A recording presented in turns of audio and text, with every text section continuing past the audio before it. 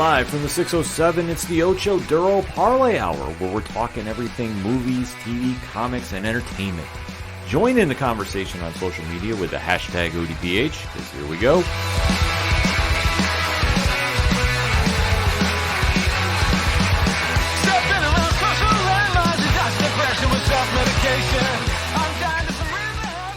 Welcome to a special edition of the ODPH podcast, better known as the Ocho Duro Parlay Hour. My name is Ken M. Joining me in studio, as always, you know him. He is the co-host. His name is Padawan J. Hello, hello, hello. And folks, we have some special guests in the studio because there's a very big comic event that you need to know about if you don't know already. 2022 kicks off with Image Comics dropping a massive event. Okay. Some will say it's super massive, and rightfully so, because the creators behind this are bringing some incredible content with it, and we are very fortunate to have them on the line with us. So, ladies and gentlemen of the ODPH Society, please give a warm welcome from Inferno Girl Red, Matt Groom, from Rogue Sun, Ryan Parrott, and from Radiant Black, Kyle Higgins. Guys, thank you so much for joining us. Oh, thank you for having us. Yeah, awesome. And you're getting a bonus fourth from all three books. Editor/designer, Mr. Michael Basuto. Oh, thank you. Nice. Welcome to the show, Michael. Thank you for having me. Oh, absolutely. So, guys, with this crossover coming, and Supermassive is the only way to describe it, how did this all come together? Lots of screaming. Matt or Michael's going to take that one this time. I think we've all been working on our creator-owned superhero books for years. And as much as the timeline might not reflect it, or the publishing timeline, rather, they'd all kind of, like, we've been in development for, about the same time. And as we were all working on our books that are, I think they cover different ground. They all have a different vibe. They have different things to say. There is also some overlap, I think. There is definitely some tokusatsu influences, and I think that's because we are all of a similar generation and we have similar sensibilities, and we either have all or will be all working on Power Rangers comics at some point. So I think we're all friends, so there's a lot of points of connection. So as we were working on these books, I think it became a pretty natural conversation of, well, we could probably bring these things together, right? And I think because we're working in Image and the freedom there is incredible, I think the natural question that came up was like, what does a crossover event look like without corporate restrictions? What does it look like when we can do literally whatever we want and no one's telling us what to do? Can we imagine the crossover event of the future in the same way that Radiant Black and I think our books have been trying to imagine the superhero comics of the future? And since we had those conversations, I think we all got really excited to work together and went from there. I just love the idea that we all dated the Power Rangers and then get together and drink and talk about our problems. It's realized. That's how we bond. Some of us are still dating the Power Rangers. That's awesome. And you touched upon how this is all creator-owned. How is the feeling going in with this, that there's just no restrictions, really? This is just your own story that you can tell? I mean, that's got to be just such an exciting feeling going into this. It's incredibly exciting, but with it, I feel, anyway, comes a good deal of responsibility. And, you know, when you have no limitations and you can do anything, you know, you hear a lot of filmmakers talk about, the question then becomes, okay, well, what don't you do? And that's the thing with a book like this, is like, I feel an immense amount of responsibility to take really big swings with Radiant Black. It's a crowded shelf space, and it's a crowded genre of the medium that is superhero comics. And so I've already forgotten your question, but the image and freedom is just the freedom of, like, that now this is so creator owned, and that you really don't have anybody kind of looking over your shoulder saying, no, you can't do this, you can't do that. Just what is the feeling of excitement? Like, I mean, that's the only thing I could imagine it's got to be with this. It's very exciting. It really is. It's also something that, like I said, you feel responsibility for. We all do anyway. But it's a thing that can feel daunting when you're putting something together, though, because there's no safety net. You're building characters and an idea and a book, and you don't know if it's going to work, or if it works, you don't even know if it's going to find an audience. And I think what's been so exciting about Radiant Black and leading into Supermassive now, and obviously Inferno Girl Red, and I'm a part of that book, and I've helped out a little on Rogue Sun, and watching those books come together, and for me, sitting here knowing what's coming is probably the greatest thrill, because I love these guys to death, and we've all known each other for years, and so for them to come and join the party, I mean, Michael's been here the whole time, I guess. It's not a video podcast, Michael. You need to say something, not just shrug. Yeah. Well, I mean, but it's very exciting because we take that freedom. We don't take that freedom lightly. I'll put it that way. No, fair enough with that. And now, with the characters involved, can you give a quick synopsis of who's the major players involved with this? I can do that. Why don't I do that so you don't have to talk about your own books? Love it. Radiant Black is a guy named Marshall. Spoilers for Radiant Black so far. His best friend got superpowers and then died, and he ended up with them. So he's been through the ringer. But now, he rescued his best friend. Things are finally starting to look up for him. And then a whole other multiversal thing is about to happen that is gonna throw him into it. Rogue Sun is a man named Marcus Bell, who has been Rogue Sun for a while at this point. He inherited the powers from his father and defends New Orleans from supernatural threats.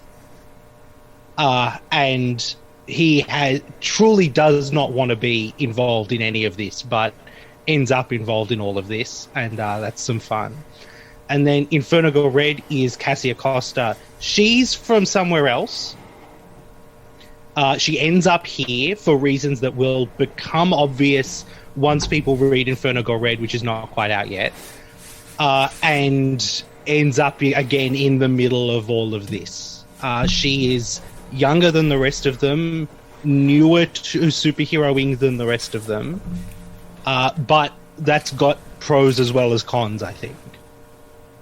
Okay. And I just got to say, regarding Radiant Black, I was really into it. I haven't been that into a book since I started reading the Walking Dead comics. That once I started it, I just couldn't put it down.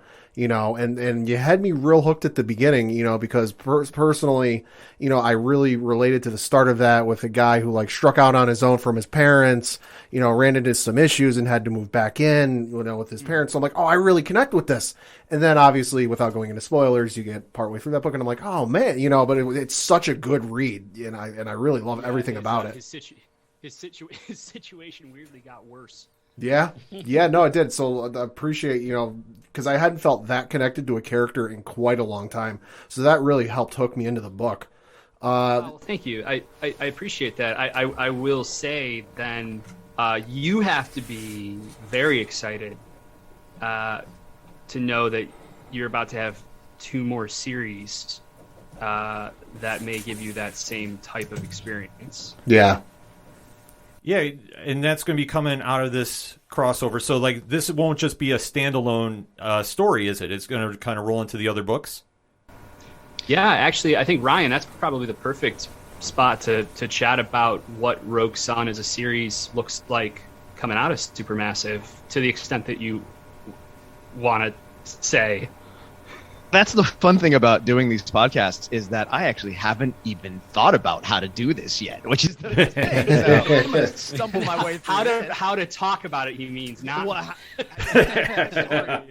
how to talk about going from Supermassive into Rogue Sun without spoiling everything. But I guess that's not necessarily a bad thing. I don't know. We're gonna figure this out. I think, Ryan, the solicit for Rogue Sun 1 is out there. Okay. So I think you can talk about that big thing without hurting anyone too much. Yeah. So one of the things that was kind of interesting about this was when I originally pitched Rogue Sun to Kyle when we were at a football game or something, and he was like, "You should do that book." And I pitched it as the story is about a kid, sort of this so this rebellious teenager whose father passes away, and what happens is he finds out that his father was in fact a superhero and has left him his powers and abilities, and so now this kid, in order to sort of become a superhero, has to learn about the father that he hates most in the world and has to deal with that, right?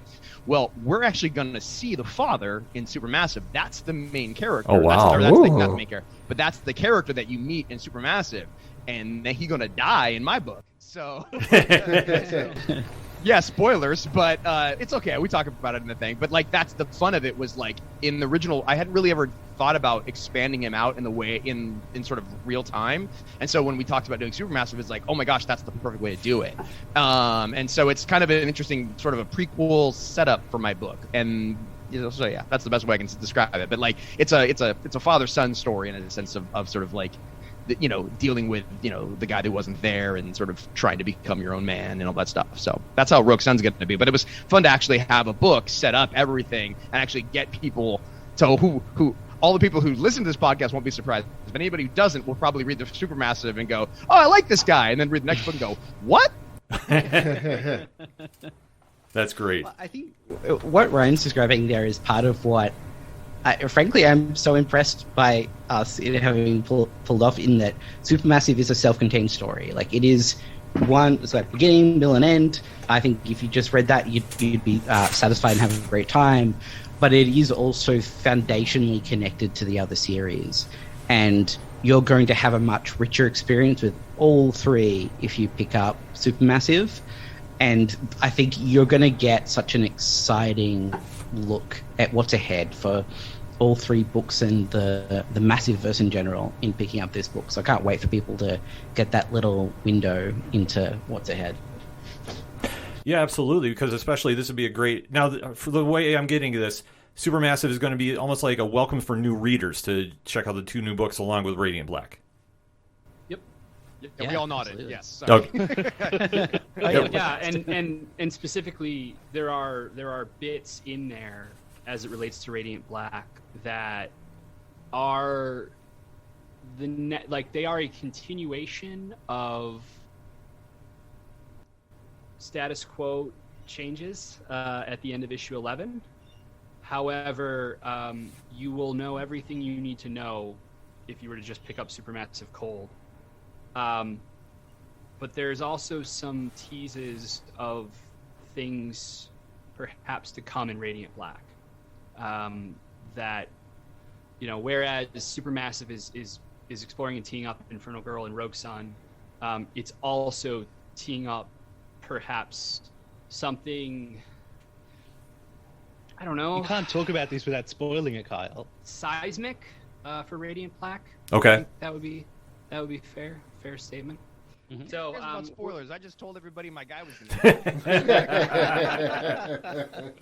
We very much think of this as like a really awesome Doctor Who, holiday special or anniversary Okay. special movie. That's how we really all think about this, and tonally I think that's a fair kind of assessment as well. But what's ultra fun is, like, I remember being a kid and coming home. I was 7 or 8 years old, and I just turned 8, and I was coming home from a summer vacation at a house on the rock in Wisconsin, which is where I then, years later, when I'm reading American Gods, I go, oh, I've been there. Oh, wow, that's wild.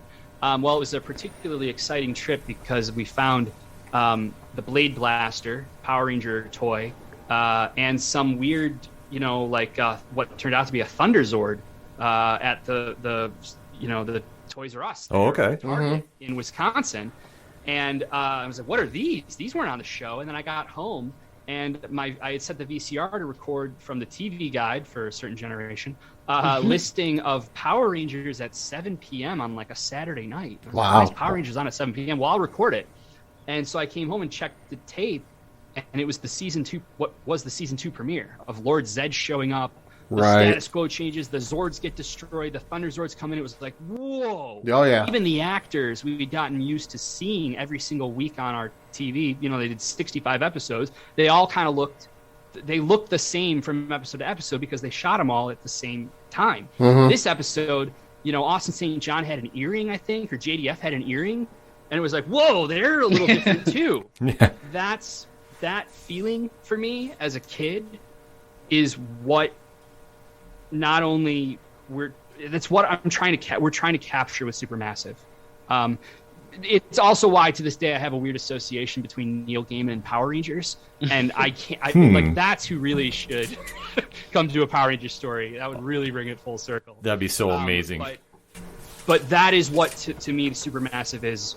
It's the kickoff event to season 2 of Radiant Black and season 1 of Rogue Sun and Infernal Girl Red. We're basically coming into sweeps, or not sweeps. What did it used to be called, Ryan? When I guess premiere week. We're coming into premiere season here, and we're gonna start with a pretty massive sized bang.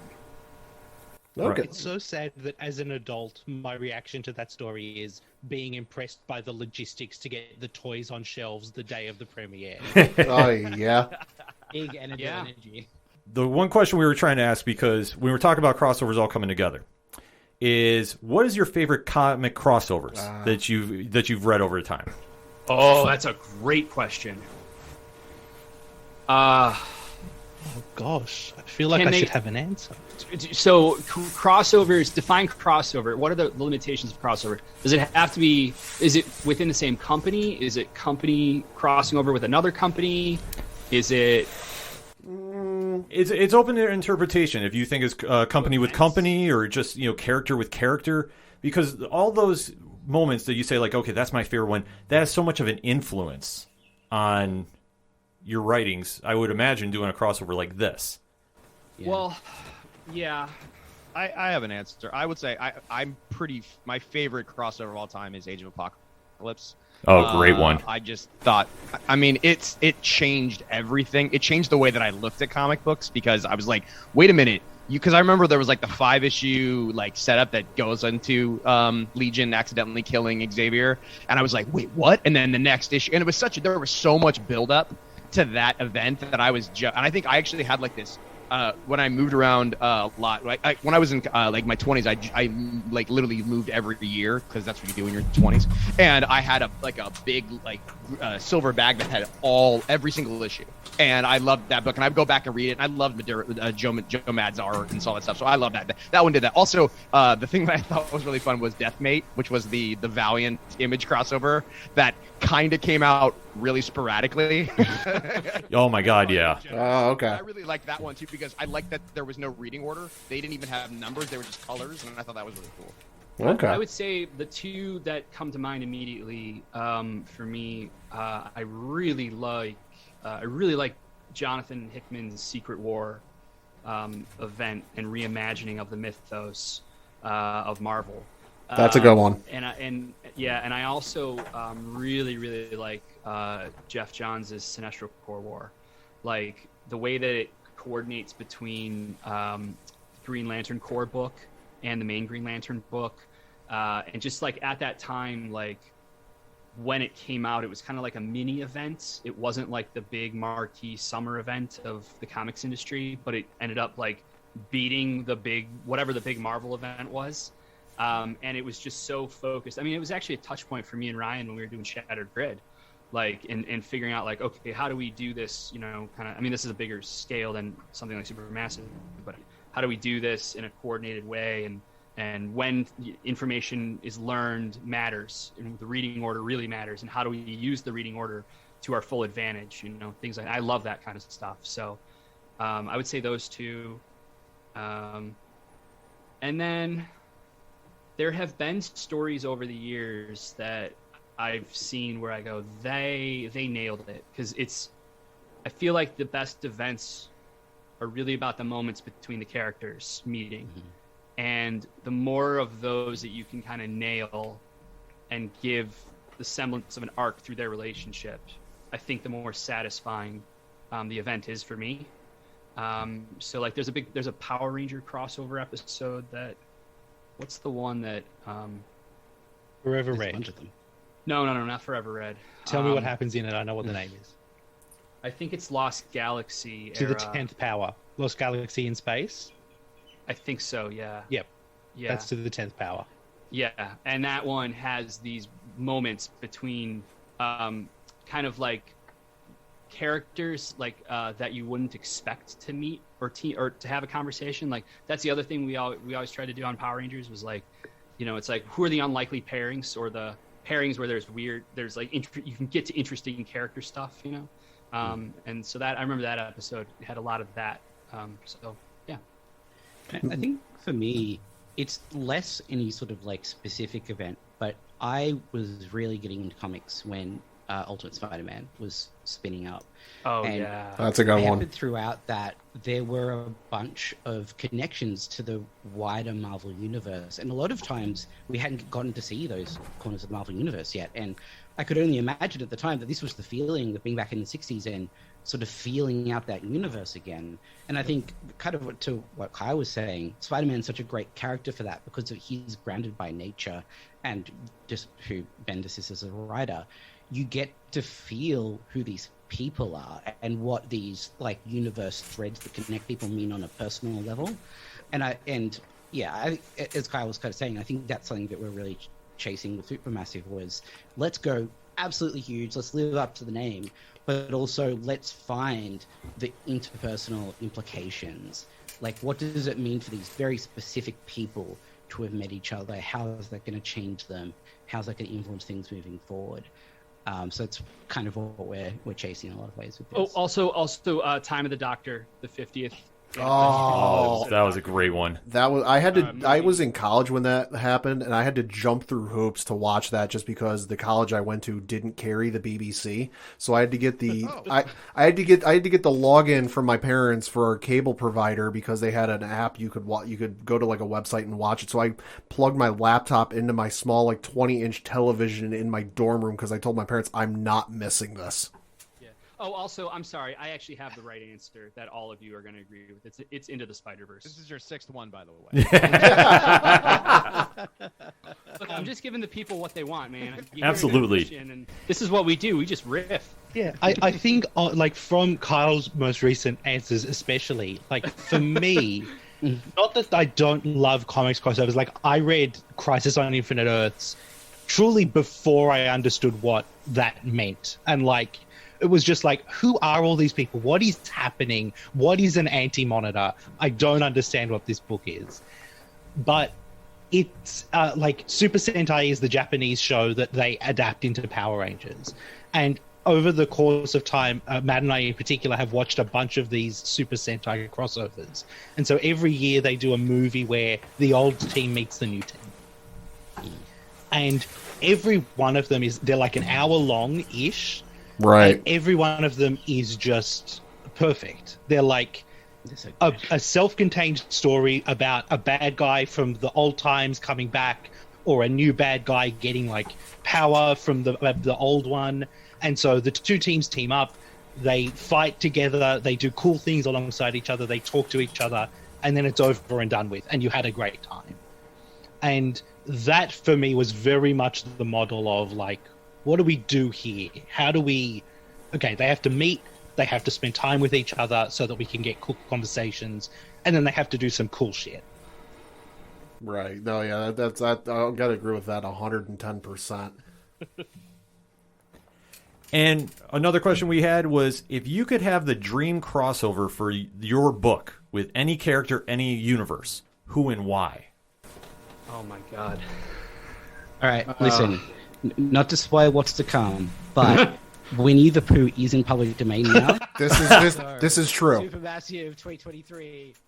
We're gonna bring the Pooh in. Yeah. All right. Evil massive. Christopher Robin. Yeah. Oh, I'm on board. Oh, I'm down for this. I was joking, but the more I think about it, Matt, we're gonna have to have a conversation about Winnie the Pooh versus Dracula, a book that I just invented, because I think that we could make it work. Oh, bother. You know what would be a fun crossover that I would love to. I mean, this is such a complicated answer. I would love to cross over with like Kamen Rider. Okay. With a common rider or a common rider season in some way. I think that would be a lot of fun. Beyond that, I'll tell you my dream, my ultimate dream would obviously be Invincible. Yep. Okay. nice. Yeah. I think that's a pretty good one to finish on. I think that's hard to beat that. Yeah. Absolutely. So obviously Supermassive is kicking off the year for you guys. Can you give us a tease about what you have coming down for fans in 2022? Hey, Michael, why don't you run through... Yeah, let's do this. Okay. Radiant Black Year 2. I think we've tweeted the sort of teaser poster about this. I'm calling the sort of Volume 3 Rogues Gallery. I think if you've seen the teaser poster, you will understand why. We're getting into that sort of side of the superhero book, and I think that's going to be a lot of fun. Beyond that, we're still planning, but Kyle has some wild ideas about what Volume 4 might be. not might, what it is. What Volume 4 will be. So I don't want to spoil anything, but we're going big. We're going big. The All only right. thing crazier is what volumes 5 and 6 are. 2022 is the question. Oh, right. Sorry. Yeah. Rogue Sun Year 1. We're starting Rogue Sun. So the first arc is there's a lot of stuff. We're still working our way through that first arc, but diving into what that corner of the world is like, what the sort of superhero situation in that corner of the world is like. All of Rogue Sun's bad guys that you get to meet are all a lot of fun. Ryan is maybe the best bad guy inventor I've worked with. Like, I just get these scripts and they're like, can I say the name of the one from issue 2? Yeah. It's like, it's Blood Moon. He's sort of like a vampire werewolf. Okay. I'm like sick. And Abel's like, hey, Well, here's it's a like drawing of man-bat vampire werewolf. Yeah. Yeah, and also here's Yeah. Abel's drawing of that guy, and he looks exactly like a vampire werewolf. And it's like, yeah, great, issue done, all that we need. I think you'll learn a lot. I mean, you'll learn everything about who Dylan is and what Dylan's life is like, and maybe solve the murder of his father. Maybe. Possibly.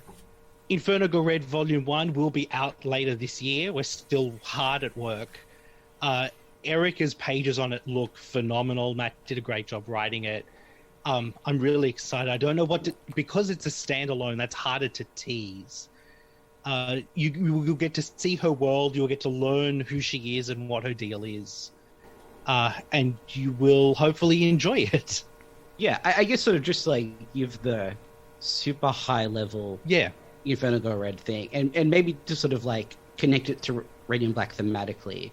I think Radiant Black was such an incredible like insight into what it means to be a millennial, and in its own way, Inferno Go Red is that for teenagers. Like, the world looks dire.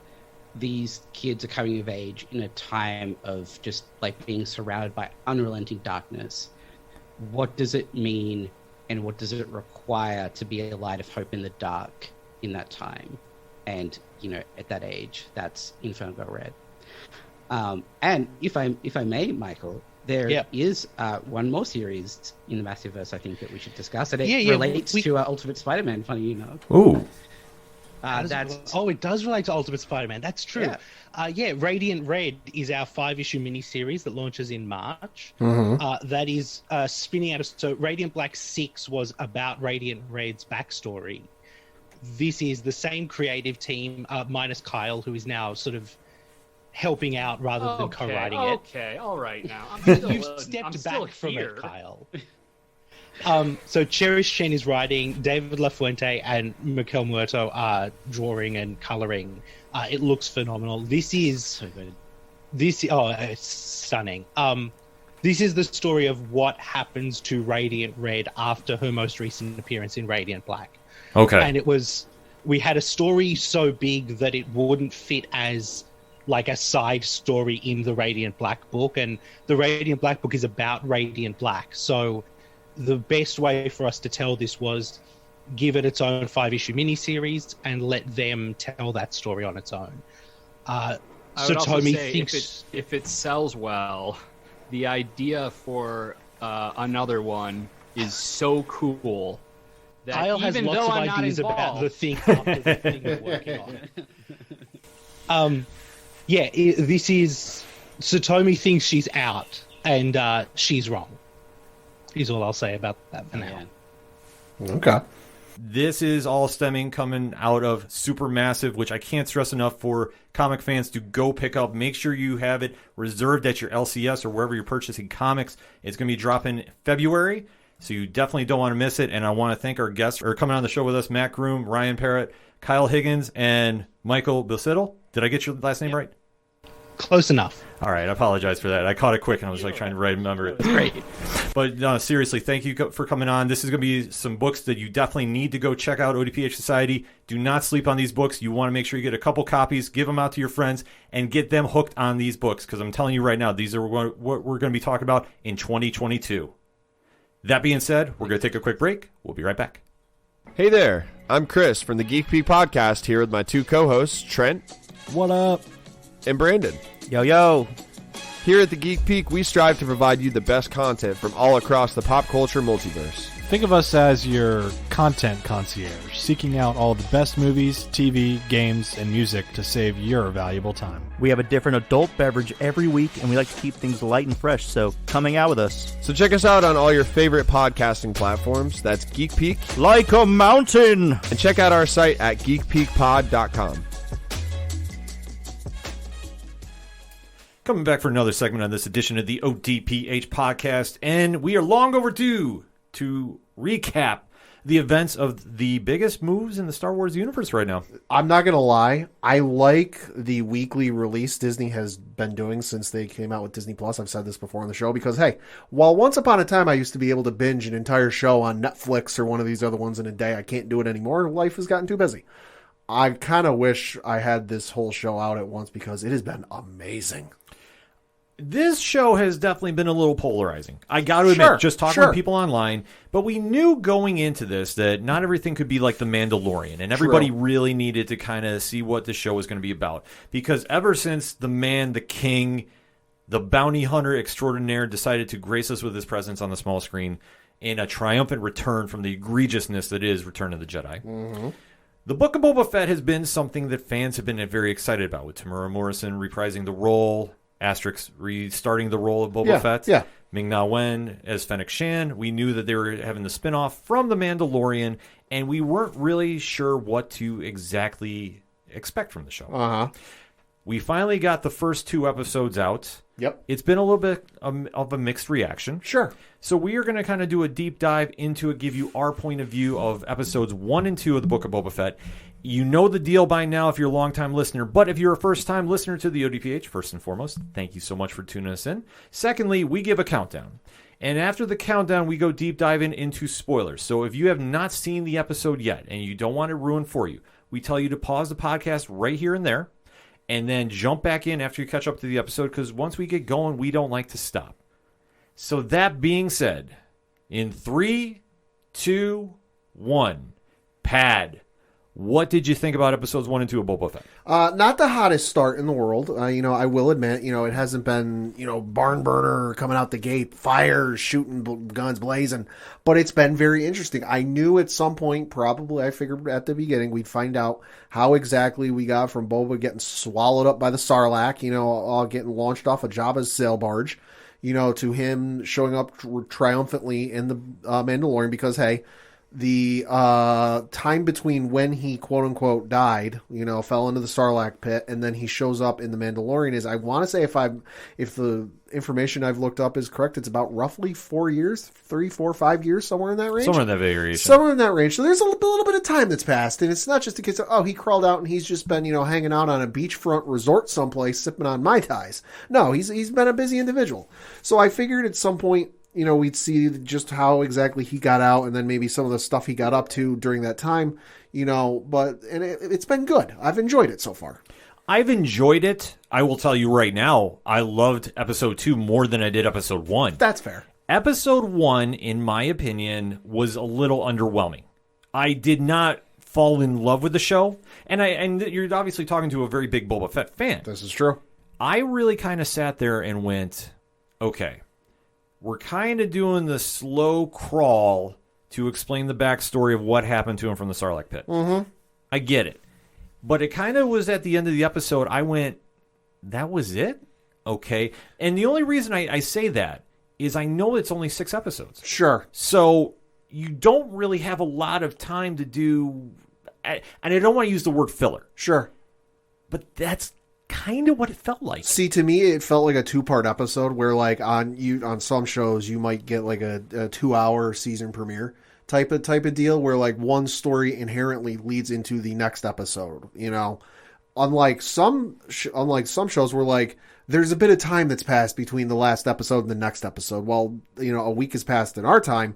In the show, story-wise, it's not all that much. So to me, it felt like a 2-hour season premiere on like ABC or something like that. So like, it was a bit of a slow burn, but again, 3, 4, 5 years have passed since he fell into the Sarlacc pit, you know, off Jabba's sail barge. So I'm like, all right, we got to explain a little bit. Did I expect him to take as long as they did? No, but I was very interested to see how they did it. Oh, yeah, like I said, I'm not mad at the episode. Yeah. I just felt like it was a little underwhelming because they took so long to get to the end. It's like, why are we taking the scenic route when you can jump on the highway? Sure. That was the thing, because with this being just a 1-hour episode, if they did a 2-hour premiere or split the premiere up and did 7 episodes, okay, then I'm fine with that. But when you really got to hit the ground running because you're giving yourself so little time to do the show, sure, you don't really have that luxury. But I'm not saying I hated the episode. I want to stress that. I really didn't expect a whole lot of I didn't expect anything like, you know, the first episode of Mandalorian where the child showed up at the end and it's like, holy shit, how did they keep that under wraps? Because I opened the Disney Plus app the day the show came out and saw 39 minutes and I'm like, all right, this is on the relatively short side. It's going to be clear cut to the point. Nothing real, hey, crazy, you know, we don't really have to dwell on a whole lot. Right. But as this episode kicks up, we do get the recap of what exactly happened in the Sarlacc. Yep. And Boba does survive. As I've been telling people for years, you can't kill the baddest bounty hunter in the galaxy that way. It's a better explanation than they gave in the old expanded universe, the old canon for the books, which and I could be wrong, so apologies. If memory serves, it was simply he detonated his jetpack and it spit him out. Yeah. Which I gotta admit is kind of a shitty explanation. I dug this better. It was a lot more visceral and a lot more in your face than that one was, and I dug the shit out of it. Also, side note, to whatever site, because I can't remember who it was, wrote, why is there a stormtrooper in the Sarlacc when Boba Fett's in there? Did you fucking watch the movie? Come on. Yeah, exactly. No, that just incensed me a little bit. Yeah, that made sense, but that's just, you can tell who's been watching Star Wars since day one and who's not. And that's the one thing with these Disney Plus shows.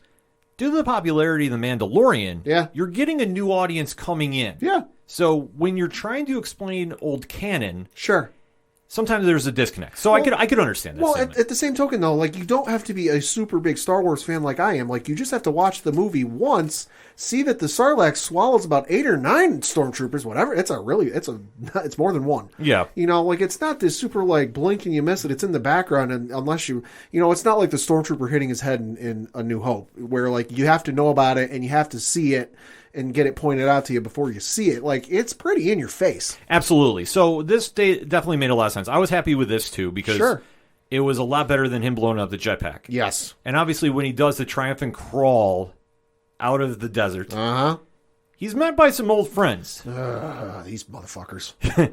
Your anger for Jawas is my anger for Ewoks. I get them, but just, like, they're annoying. I know, that's, like I said. Like, and I don't, like, hate them. It's just them in the universe. They're annoying. They are. But they do what they do, and they steal everything off Boba. And legitimately, if it ain't nailed down to the ground, and even then, it probably would get still stolen. Yeah. So as he's left for dead, he gets picked up by some Tusken Raiders. Mm-hmm. And this is kind of where everything jumps a little back and forth. Yep. Because obviously, we now go to where we left him last in The Mandalorian, where he took over Jabba's throne. Jabba's palace, yep.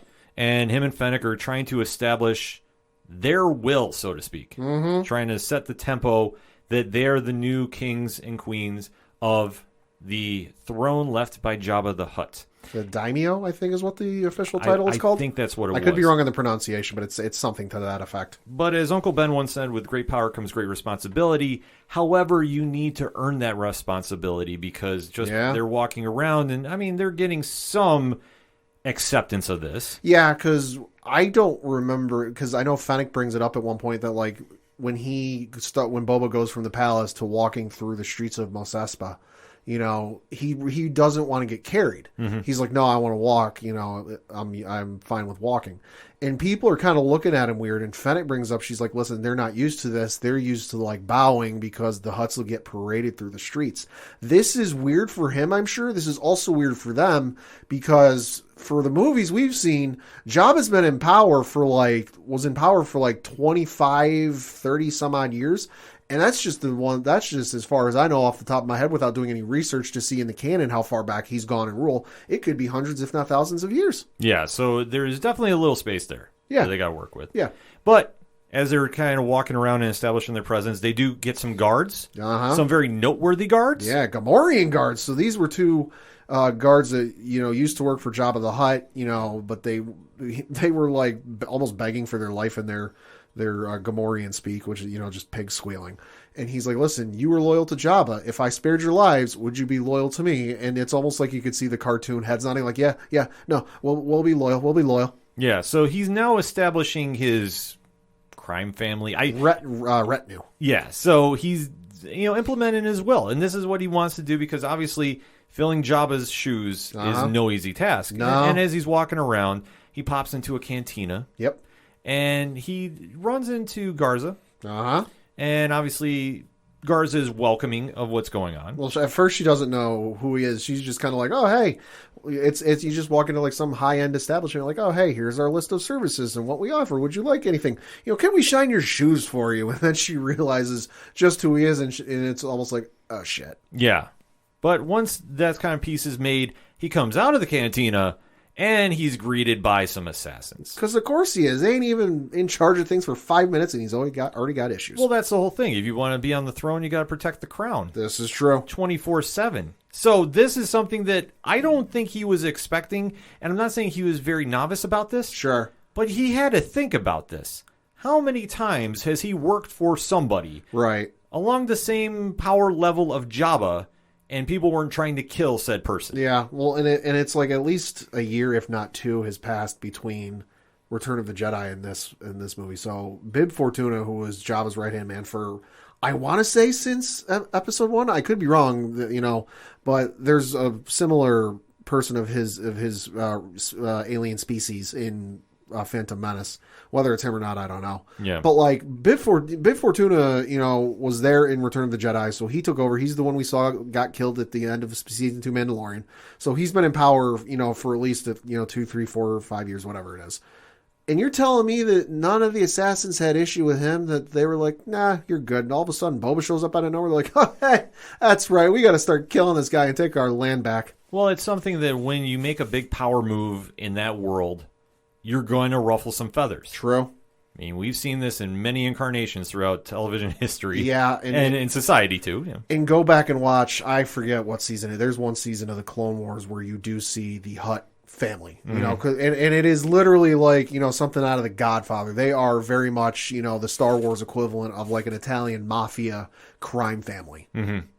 So during this scuffle, though, he does get hurt. Yep. Shand does what Shand does, which every time I see Ming-Na Wen fighting, I'm immediately having Agents of S.H.I.E.L.D. flashbacks because she is always a badass in whatever role she plays. I wonder if she does her own stunts. She has to. It has to. Like, I know there's a couple of William Dafoe, you know, Jason Statham, The Rock. Yeah. Presumably Cena as well. But like, I wonder if she does her own stunts, because that whole action sequence was phenomenal. Oh, absolutely. And she definitely made her presence felt. That's why Fennec is going to be the takeoff character from the show. Oh, absolutely. I'm fully sold on this. Absolutely. And she captures the assailant. They go back to Boba's palace, I guess you could call it, his throne. Yeah. His, like, it's so weird trying to say it's a palace. Yeah, you say palace or castle, because it has that weird look to it. I mean, Star Wars-wise, there's not really castles, but that's the way I took it. And then he goes back to his flashbacks. Yep. And then he's kind of recapping his time with the Tuskens. Yep. And obviously what he had to do to survive there, kill the creature. Yeah. You know, and he definitely was earning the respect of the Tusken leaders that were there. And their fans online, I know, are making a fun connection between the group of Tusken Raiders in the comics. You know, this is nothing official. It's just kind of fun headcanon if you want to take it or not. And I can't take credit for this. The YouTube channel Star Wars Explained presented this, and I'm like, no, you know what? This could be. In the comics, I think it was the Vader comics, there was an issue where Vader had to go back to Tatooine, and he ended up getting ambushed by a group of Tusken Raiders, and he just went full end scene from Rogue One on him, and just started slaughtering everyone, but he left one alive. Yeah. And the other one ran to, another group of Tusken Raiders, told him what happened, and then this group started worshiping him as a god or a deity. They built a whole statue in his effigy. They started dressing like him, and they started, training the women along with the male warriors, which training the women in the Tusken Raider culture is not very much the norm. It's very far from it. And I gotta say, the Tusken Raiders from the comics look kind of like the ones we see in the show. So could they be that group that worships Vader? Maybe. That's the way I got it. Because you see how they gravitated towards Boba after what he did. And you also think of how you see them in the prior instances we've seen them in the films. They don't look like the ones we've seen. No, they definitely don't. They definitely had that Vader homage to him. Like you could see in the facial mask. Especially the leader. Yes. I fully agree with you about that. I was watching him going, oh, this is definitely showing some love to Vader. Which I'm not mad about. No. Never mad about this. But that's how episode 1 ends. Yeah. So I thought it was a good episode, but like I said, they took a long time to get going. Sure. But I wasn't mad about it. This episode directed by Robert Rodriguez, too. And it definitely had that feel like he does his movie. So, I like I said, I wasn't mad about it.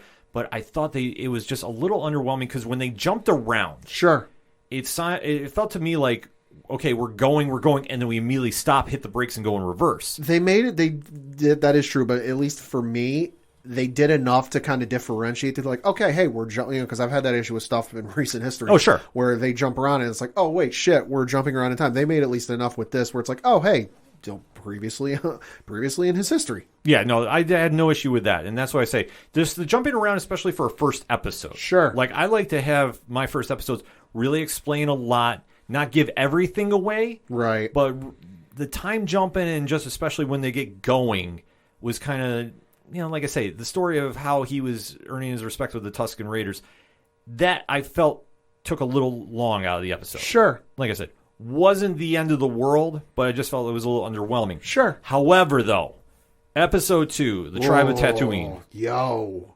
This was the episode I was waiting for. Goddamn. Because we immediately go back to Boba and Fennec questioning that assassin. And that assassin won't talk. Yeah, he's from this group that and I love, Jon Favreau wrote both episode 1 and episode 2 for this show, or this series. I love the dialogue he put between the assassin, because the assassin didn't say anything, and then Fennec, Boba, and then the translation droid, the protocol droid. Because the protocol droid's like, he'll never talk. He's a part of this group. They just don't talk. And Fennec's like, nah, we'll get him to talk. And just the dialogue back and forth was incredible. Yes, absolutely. And then they kind of play it up. Fennec, which I love that she's the enforcer of this group. Kicks him down into the pit. Yeah, she's like, oh, I wonder how he'll do with the Rancor. He almost shits his pants, gets dumped in there. And I'm like, wait a minute. The Rancor's dead. Did they get another one? It's possible. It presses the button, like you see in the Return of the Jedi. Press the button, he drops in. The whole throne moves forward. The door opens up. He's like, I'll talk. I was hired by the mayor. The door finally opens, and she just goes, there's no Rancor, dumbass. It's empty. Yeah. But he gets the information he wanted because allegedly it's the mayor of Mos Espa. So Boba decides to pay a house call. Yeah, because at this point, when everyone in the first episode was coming to pay their honor and respect to the new daimyo, the mayor sent a representative. The mayor couldn't be bothered to show his pleasure and appreciation to the new daimyo, and that he basically inferred that you don't run things, I do, and we're gonna have a conversation later. Yes, but when Boba decides to pay that house call, he is compensated by the mayor. Yeah. For, his time in service with the assassin. I'll say this, this is all after the secretary stonewalls him. Yes. He's indisposed. He's out of town. Walks in the door and he's just sitting there. Yeah. And it's just kind of that weird setup that he's like, why would I do this? Yeah. Really, you think I would do this out the gate? Because even the mayor knows who he is. Yeah, exactly. Like, his legacy is legendary amongst the galaxy. So if you're especially Tatooine. Yeah, if you're going to come after Boba, you better not miss. Uh-huh. And I think he's smart enough to realize that, like, if he was behind it, Yeah. he'd get the hell out of town or the planet or solar system, like, however far he could run. Uh-huh. But he does kind of say, well, if I didn't do it, you got to think who else did. Yeah. So Why don't you go pay a visit to the old sanctuary? yeah, so he goes to back to the cantina, Yep. talks to Garza, and Garza kind of goes, well, I might have a lead. Yeah. Maybe.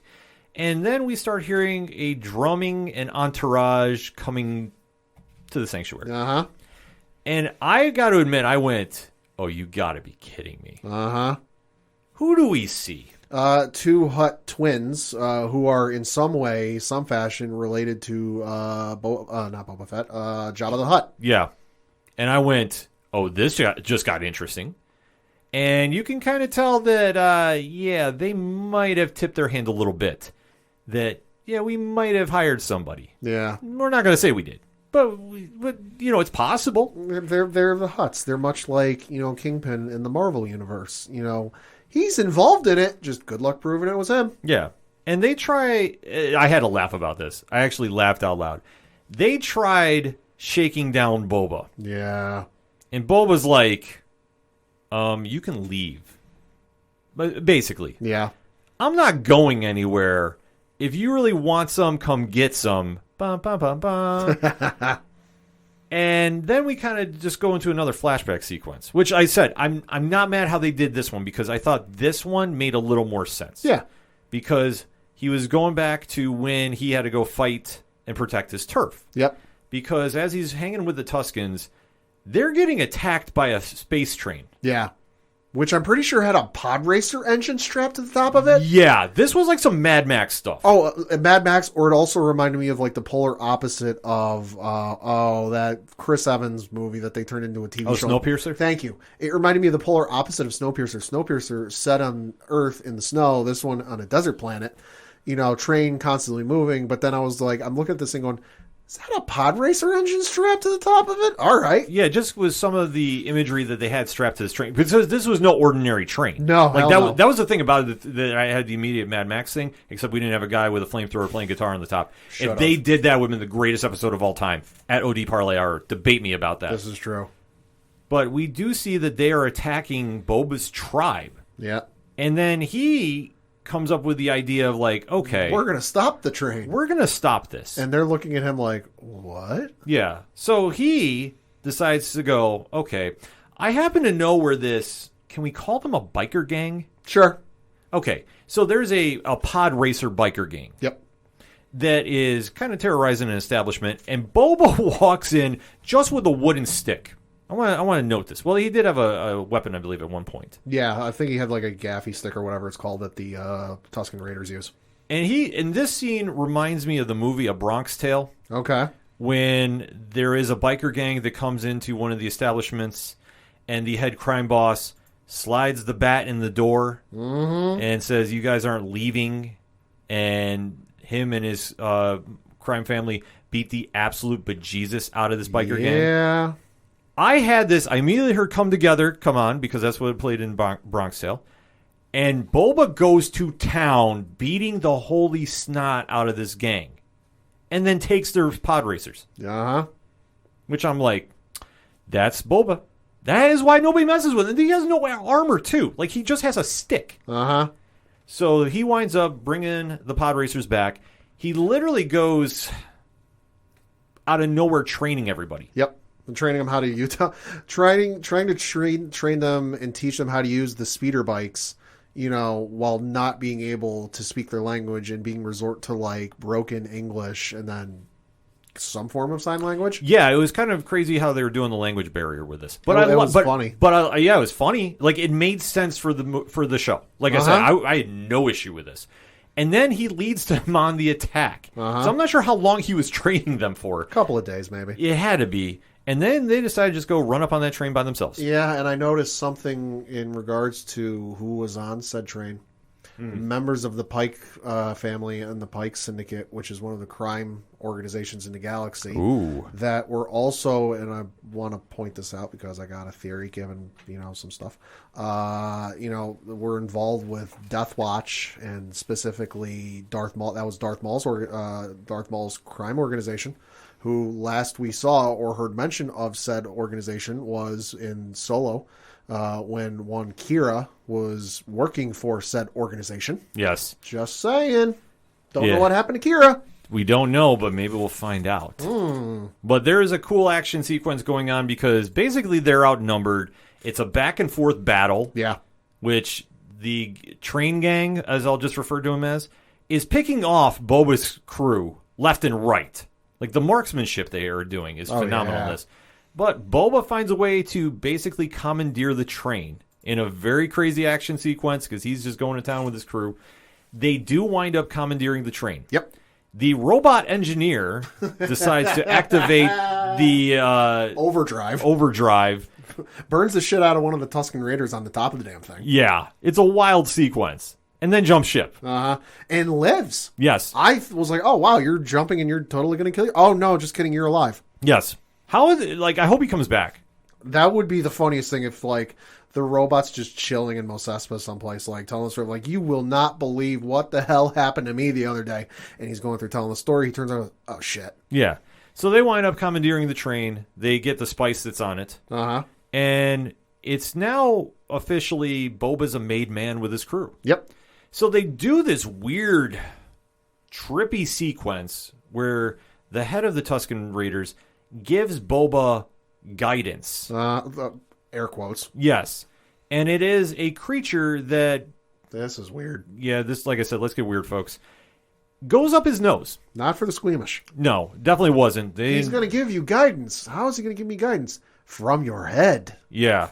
So basically, it's like this weird peyote-type trip that the only thing I can remember is like when Young Guns came out. Yeah. Something like it was going on there. But just... I was thinking maybe Black Panther. That you had that whole sequence, too. Yeah, that could be, too.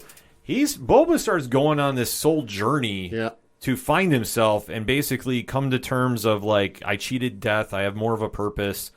He gets wrapped up by a tree out in the middle of nowhere. We're also seeing a lot of Camino in this show because we got a couple of glimpses of it, in the first episode, a couple more glimpses of it in the second episode, and the tree he goes up meeting in the middle of the damn desert is now, at least as appears to him, in the middle of a roiling ocean with water as far as the eye can see, much like Camino. I'm banking, folks, we're going to see Camino at some point. I agree with you. Let's get weird. Because that's how this whole sequence was. Yeah. And then he basically comes back with a stick. With a tree. Yeah. I'm not asking questions at this stage. I'm just like... Because to our recollection, I don't think we've ever seen a tree on Tatooine anywhere. I have never seen one. No. So, Pad, what do we chalk it up to? Reasons. So here we go. Boba gives the tree to the head of the Tusken family. And then they start wrapping him in robes. I think they indoctrinated him or inducted him into their group or their tribe. Yeah. I think it was this like ritual that like, hey, it's like any young Tusken Raider will grow up and have to do this ritual or something like that and come along. I think it was a similar type of thing. Yeah, which I had no issue with, and that's how the episode ends. It was a good, solid episode. Solid episode. So, in recap, Pad 1 and 2, final thoughts? Great 2 episodes. Love the hell out of them. Also got to give a shout out to Jon Favreau for writing this episode. Also including the comics character, and I'm going to butcher this last name, Black Krrsantan, Krrsantan, who it was the Wookiee gladiator that the Hutts brought along with him. He came around the corner, and I'm going, having read the comics, going, oh, fuck, oh, fuck, oh, fuck. He first showed up in Darth Vader issue number 1 from 2015. That was written by Kieran Gillen, which is a phenomenal run. You should absolutely check it out on trade paperback if you get the opportunity. Was hired by Vader to track down Luke, if memory serves. So solid, and I love seeing those little connections from the comic, even if they're not huge and like integral to the story. If it's just this little cameo, this little throw for the fans, loved it. Yes. This episode 2 is very strong, and I definitely enjoyed it a lot more than I did episode 1. Episode 1 was good. Like, I'm not going to take it away. But I thought they really hit the ground running with 2. we're now getting an understanding of what Boba's going through, and I understand they're trying to do almost in the sense like how Arrow did their flashbacks. You know, like present time, and now wait, I did this already. And this, you know, like I get that vibe from it, and I'm not mad about it because they did this a lot cleaner in episode 2 than they did 1. But look at the powerhouse team they got working on this. Oh yeah, absolutely. And I think I do agree with you on the Arrow connection. But unlike Arrow, I don't think it's going to take 5 years to complete the flashbacks. Oh, but if it only does. If we can get some Deathstroke on there, I know I'm fan casting. I don't care. I'm saying if we can get Slade Wilson to magically appear, just reasons, I'm good with this.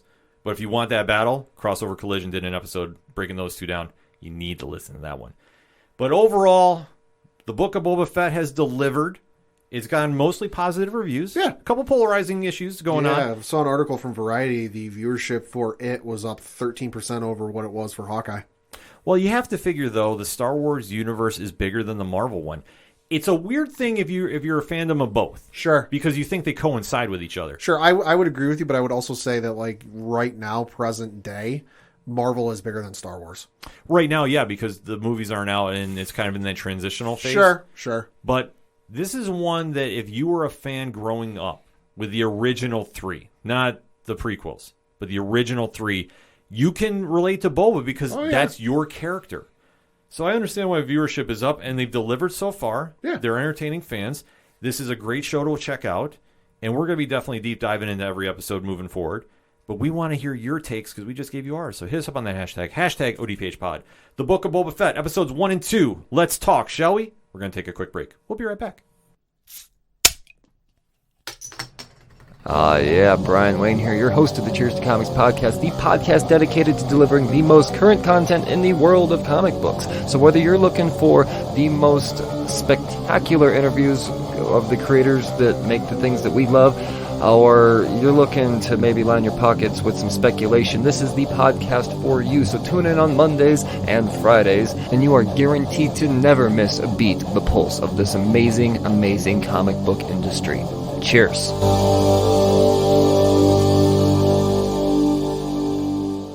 Coming back for the final segment on this edition of the ODPH podcast. Pad, what you got for those one-shots? Got to talk about a couple of things. The first of which came so far out of left field, you can argue it started in foul territory. So as we record, the night prior, I believe it was at like 9:30 or 10 o'clock, I was in the middle of watching Harry Potter, as I've been doing a rewatch of the entire franchise since, it's the 20th anniversary of the first movie. Hopped on Twitter just to see what was going on for a minute while it was a bit of a lull in the movie. And PlayStation decided to announce the PS VR 2. Oh. So this is their VR thing. They're announcing the second iteration of it. Did not see this at all coming. Totally out of, and especially the fact that it was, peek behind the curtain, a little inside baseball, if you will. It was at 9:30, 9:30, 10 o'clock or whatever it was on a freaking Tuesday night of all times. So that was super bizarre. They announced that. They gave a little specs about it, but who cares about that? But they did announce one game coming for it, and it's from the folks at Guerrilla Games, and God damn it, this probably means I'm going to have to get a PSVR 2 along with the PlayStation 5. I think you do. Because this is Horizon Call of the Mountain. It is set in the same world as the Horizon Zero Dawn franchise. Not really much was shown from it, just a quick little glimpse. It was a guy from Guerrilla Games Studios talking and introducing it a little bit, but then it was just this quick little glimpse. So super interested and very bizarre and out of left field for them to announce something at very late Eastern on a Tuesday of all nights, but hey, good for them.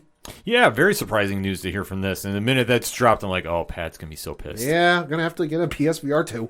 Also, got to talk about some anime news because, of course, one of the most anticipated movies I have for this coming year isn't comic book related, not sci-fi related, not even, I think Knives Out 2 is coming out this year, maybe? I don't know. Allegedly. No, it's Dragon Ball Super Superhero. Of course, this is the next iteration in the Dragon Ball franchise. It's the furthest in the timeline. They have gone with the animated projects. Obviously, the manga has gone a little bit further than where we left off in the anime series. But in a video that was posted just the other day, series creator Akira Toriyama did tease a little, possibly something else coming out this year, saying, quote, "There's also a chance that something other than the movie will be coming this year too."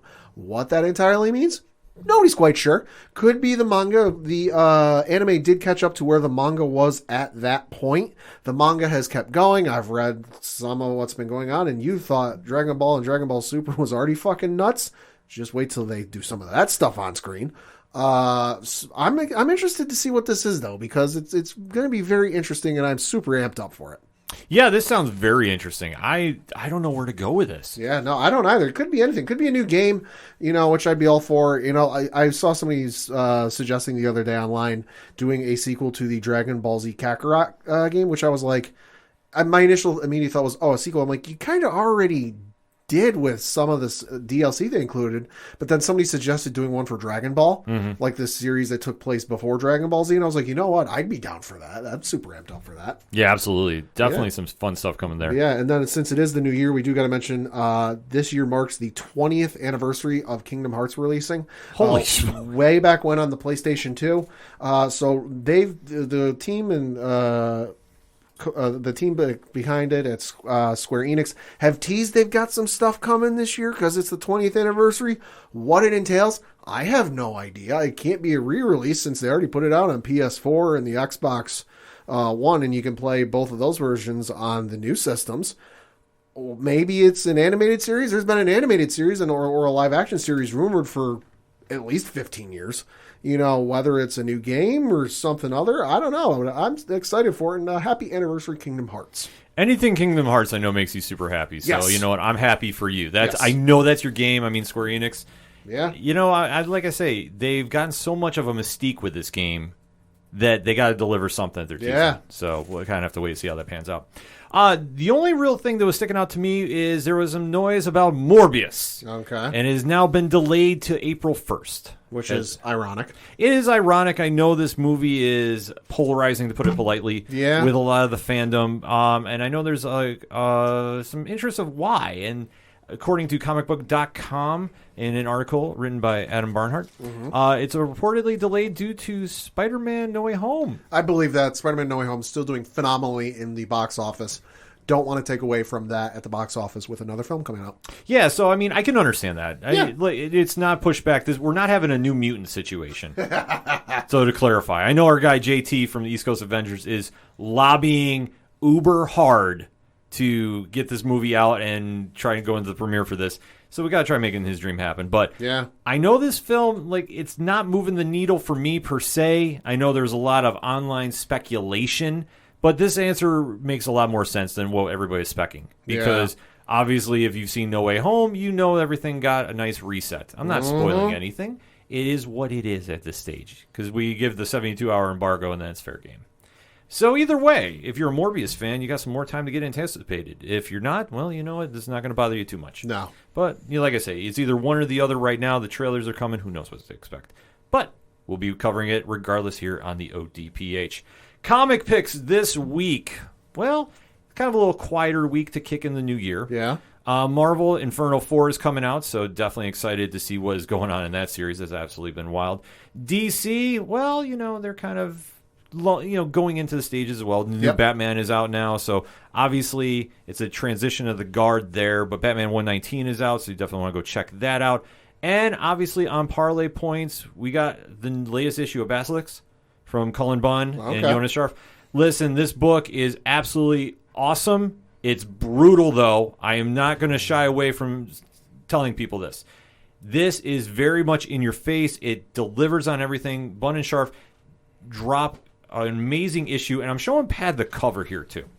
Ooh. That's nice. Yeah, this is a beautiful cover that Scharf did for the book. And like I say, it's not exactly for everybody, but I will say this. If you're looking for something a little different, this book is up your alley. I definitely recommend it highly. So make sure to go check it out when you hit the LCS this week. And I want to give a quick plug. This Sunday, as we are recording, January 9th, 7 p.m. Eastern Standard Time, is the 2021 Cheersy Awards. So Brian, Wayne, and I are going to be teaming up to give the awards out for the best in comics from the past year. This is going to be a fun episode. We're going to be doing, I guess we're doing it live this year on stream. Oh. So we're going to do that, and it'll be going to podcast form. It's always one of my favorite episodes to do. Shout out to my comic brother from another mother, because Brian and I like to talk comics a lot. This is true. We talk on DMs a lot about comics.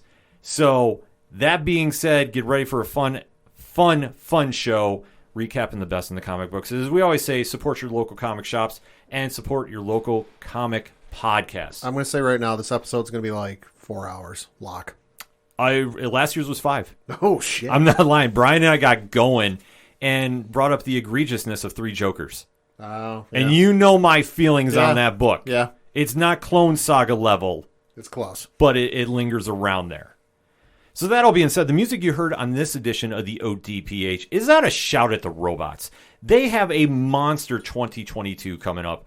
And Pad, if you're not on board yet, where do you go to find out about them? ODPHpodcast.com. Right on. Swing on over to the music section. Check out everything they're doing. Brian Wolf has got so much stuff coming out, too. I'm hoping he gives us the next single. I've heard that's coming very, very soon. So I know Brian is a subscriber to the show. He should probably send it to us so we can put it on the end of the show for sports. Just saying.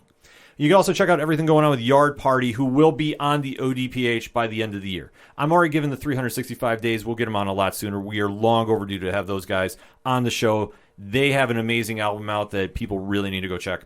You can also check out Second Suitor, Tom Jolu, Floodlands, all the amazing musicians that come on the show. You can also swing on over to the directory while you're at the website, which, Pat, how many providers are we on right now? Like 1,500. And 4. Growing every day, so we are on your favorite podcast platform. So if you're not following us by now, you just got to find it, hit follow, and we will show up each and every week onto your podcast list. It's that simple. Also, while you're at the website, check out the classified section, which has friends of the show, organizational links supporting Black Lives Matter, all the amazing pod groups we are in via their Podchaser pages, because you know my rule. If you claim you're in a pod group on Twitter and you're not represented on Podchaser, you're not in a group. Deal with it. So obviously, shout out to the Inner Circle. Shout out to the aPODalypse, growing every week, Pad. Got a lot of new members in there, and these new members are definitely hitting the ground running. Pod Raid this week for Geek Peak was amazing and still growing strong going into the weekend, too. And, of course, shout out to our family over at 607 Podcasts and 8122 Productions. All of that, so much more, odphpodcast.com. That's all I got for this week. So for the one and only Padawan J, Happy New Year. I'm your host, Ken M. Thank you again to Matt Groom, Ryan Parrott, and Kyle Higgins for coming on the ODPH, talking about Supermassive. And I can't stress this enough. You better have Supermassive in your pull list when it drops in February. You better have Rogue Sun lined up right behind it too. And you better have Inferno Girl Red locked and loaded in your pull list this summer as well. They're going to be phenomenal books. And Radiant Black, what can you say about that hasn't already been said? All of those books is what you should have in your collection. At OD Parlay Hour, let's talk about them on Twitter, shall we? Let's do it for 2022. I'm your host, Ken M. Thank you as always for listening to the ODPH, better known as the Ocho Duro Parlay Hour. We'll see you next time.